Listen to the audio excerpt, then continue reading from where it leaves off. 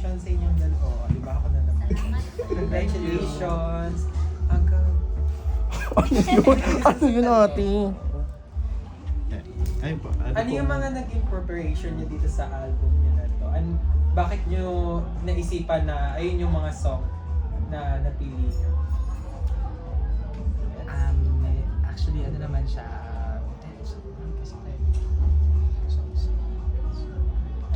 ano ba? Kasi yung songs, hindi namin siya pinili. Okay. Binigay siya sa amin. Parang na siya naging assignment po sa amin na gawing Jamie Alice. Yeah. Ano ba yung kakaiba? Kasi sinabi niyo kanina sa baba na parang hinaluan niyo siya ng version or ng timplang Jamiel. Ano ba yun? Ano yung specifically na ano ba yung Jamiel na version na yun? Ano yung kakaiba sa inyong dalawa? Siguro yung pag once may parang signature kami na birit na ako nagmi-mix yung sa taas tapos siya ayun yung full tone niya din. So parang pag once nagawa namin yun, parang may tatak Jamie na talaga. So, Hit. Diba? Pero ano yung favorite niyo dun? Kayong dalawa, ano yung favorite niyo? Ako siguro favorite ko ang Paano Bang Magmahal. Although, yun din yung para sa akin pinakamahirap among all the songs sa album. Kasi yun yung I think yun yung pinakauna natin ni-record. Tapos doon namin nabuhos yung parang naging assignment din namin na.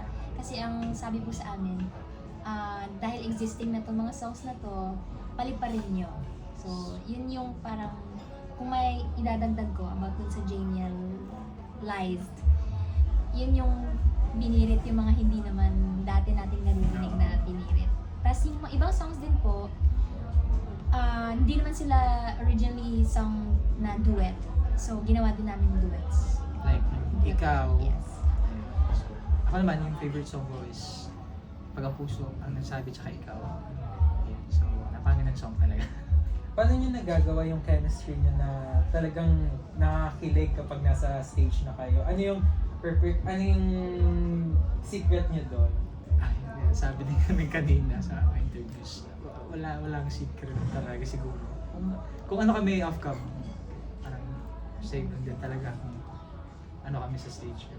Pero wala ba kayong something sa isa't isa? Ano po ba yung meaning ng off-cam? Oo nga.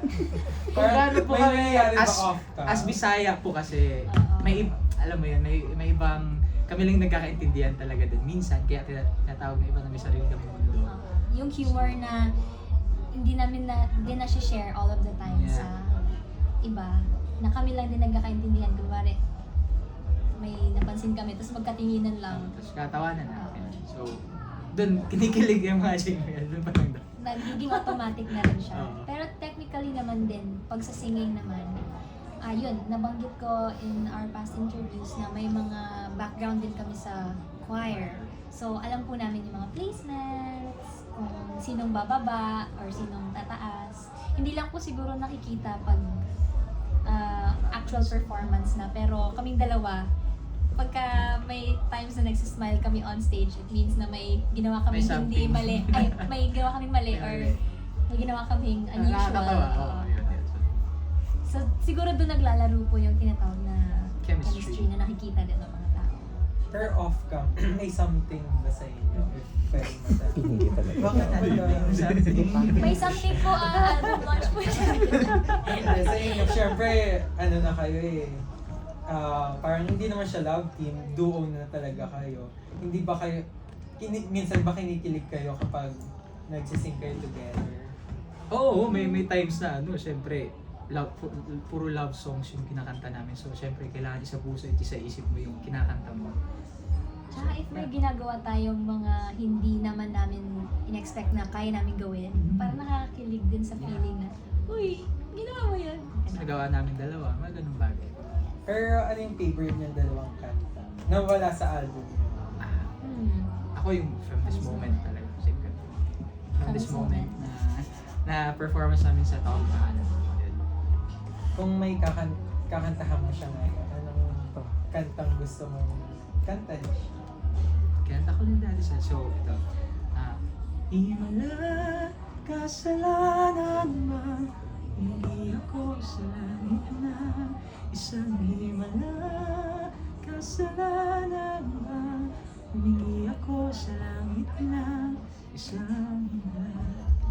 Wow, ang galing. Ikaw. Ako naman, nakakanta na rin namin sa yung ano. Every long lost dream led me to where you are. Others who broke my heart, they were like northern stars, pointing me on my way into your loving arms. This much I know is true, that God bless the broken road that led me straight to you.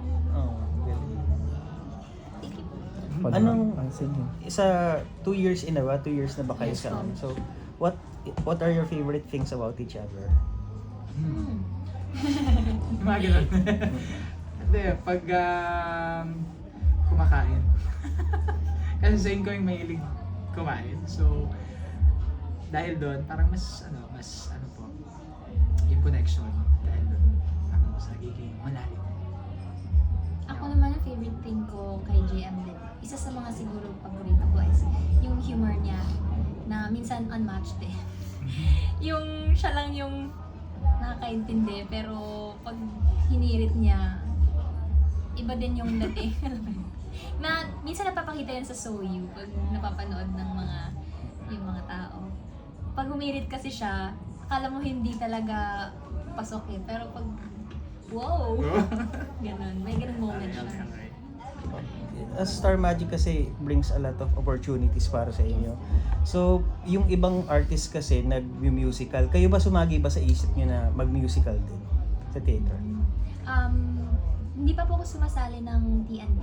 I was part of a theater group in Cebu po. So, meron din po akong kind of onting experience lang na mag-ano. Pero, kung may bibigyan naman po na opportunities then very open naman ako. Ikaw. I'm sure si JM din. Oo, kasi na-experience ko din sa Davao dati. So, ayun, sana maimbitahan din. Yes. Ayun.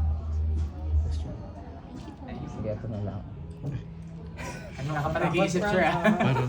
Hindi, ito na. Ayun ba? Ilang editions na ng TNT, Sir Paul?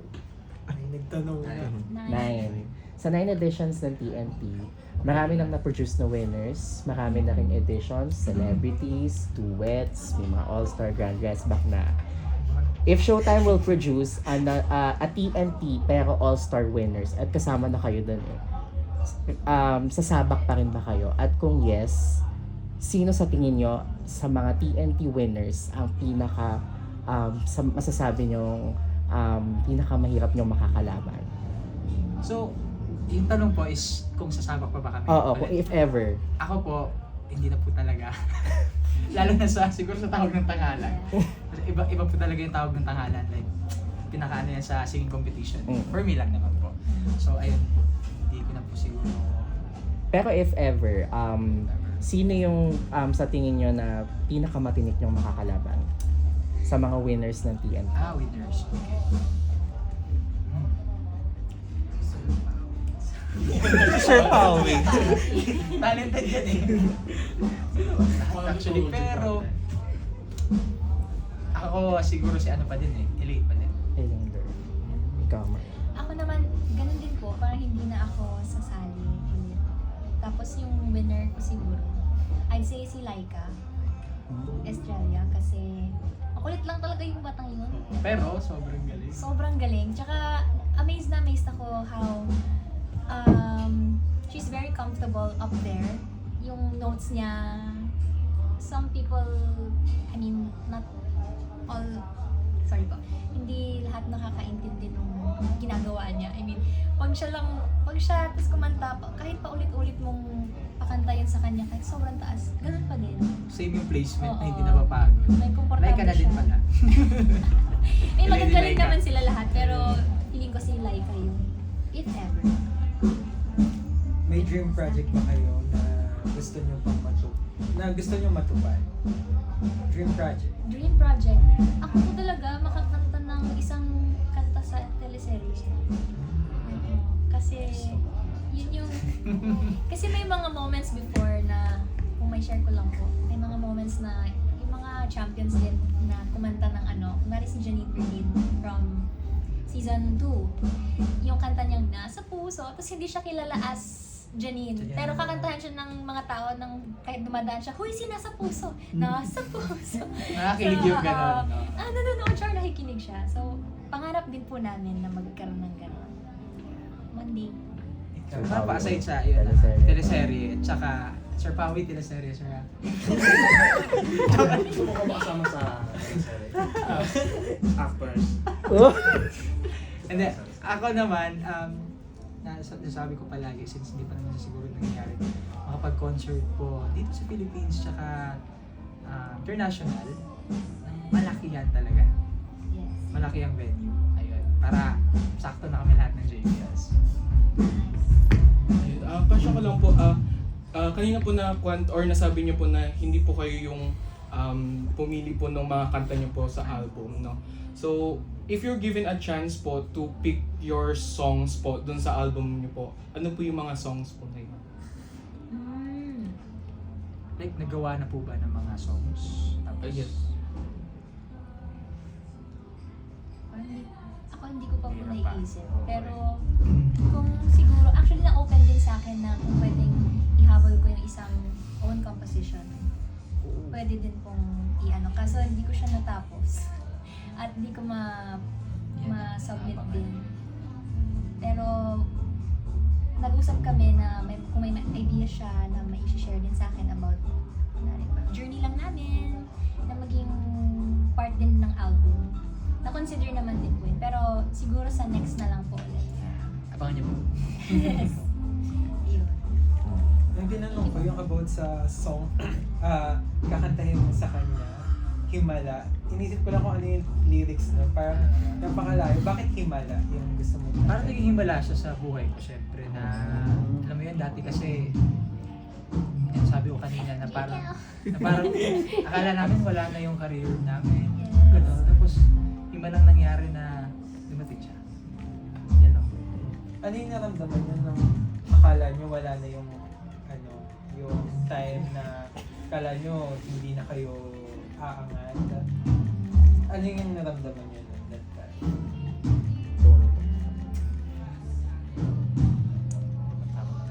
Pag-go.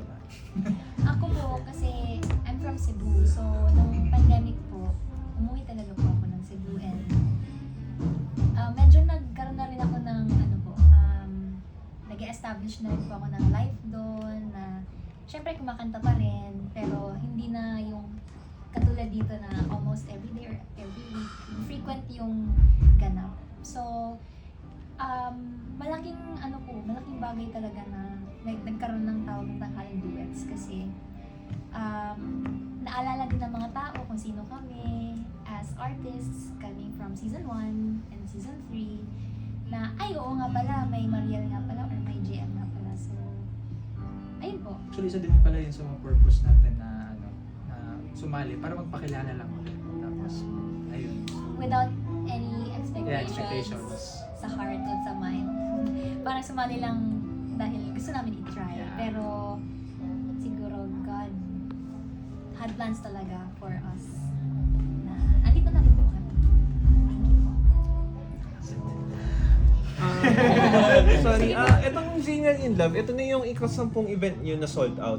So, sa sobrang init ng pagtanggap ng mga senior fans, bukas meron ding delayed live stream sa via I Want Tickets, right? 6 p.m. tomorrow. So, anong mensahe niyo para sa mga Gmail fans? Sige, ako po nagpapasalamat po ako. Endless po ang pasasalamat ko sa inyong lahat kasi nag-oo po kayo na suportahan po kami as Mariel, as JM, and as Jamiel. Hindi man po namin kayo mapagbigyan like isa-isa. Marami pong invitations here and there pero sinisikap naman din po namin na i-meet lahat sila. Pero yun nga po, thankful kami kasi nag-e-effort talaga silang lumuwas. Galing pa sila ng kung saan-saang panig ng Pilipinas. Minsan pag natataon, may mga from abroad din na umuwi talaga para mapanood kami. So maraming salamat po sa inyo at sana ay masaya po kayo sa pagsama po sa amin sa journey na to. Ayun, gusto ko lang po sabihin din na sobrang na-appreciate namin kayo isa-isa. Di man po namin kayo pasalamatan isa-isa din. But thank you so much po with all of our hearts. Yes. Sa lahat po ng, effort sa ano pa lang, sa pagtitipi pa lang, yun, yung mga ganung bagay, napakalaking bagay po yun. Sa pagpapatrend sa amin palagi. Thank you so much po. And syempre sa pagpunta sa mga concerts like this. So thank you so much, and sana ay palagi pa po namin kayo mapasaya. Thank you. Iba yung attention, effort, energy na binibigay po nila sa amin. And syempre yung mga titas natin, di ba? Mga, yun talaga yung medyo na ano kami na, alam mo yung may Kinukurot talaga ang kukurot puso. yung heart. Lalo pag, kunwari, kanina, she's 81 years old or 84 years old. Naalala yung mga, So people makapunta to- lang. So ayun. Salamat po. So yun, after na itong album launch, susunod na yung concert sa August, tama? So, may mga preparations na ba kayo ginawa para dito? Ano po, may ilan mga songs na finish na po din namin para ma-include sa mga song list po. Pero hindi pa talaga sila finalized. Nasa ano pa din, sa mga pag-research pa din ng mga songs, Yes. finalize ng mga songs. So, Pero happy tayo na may may title na and oh yeah, tama. Any, may colla- mga song. Opo. any collaboration? Gusto niyo mga collab na OPM artist? Pwede na sabihin siya. As a concert po ba? Or Sa concert. gusto namin? Gusto po namin. Oo, gusto. Gusto namin. Gusto lang. Gusto lang, wala pa naman sa concert. Alright. Ako, nabanggit ko din sa isa sa mga interviews. Ate Jonah, si Sir Gary, and Sarah G. Yun talaga po sa akin. Ako naman si Sir Ogie. Nag-post ng pagpakailan naman. And internationally si Dimash. Kapalaman. Dimash.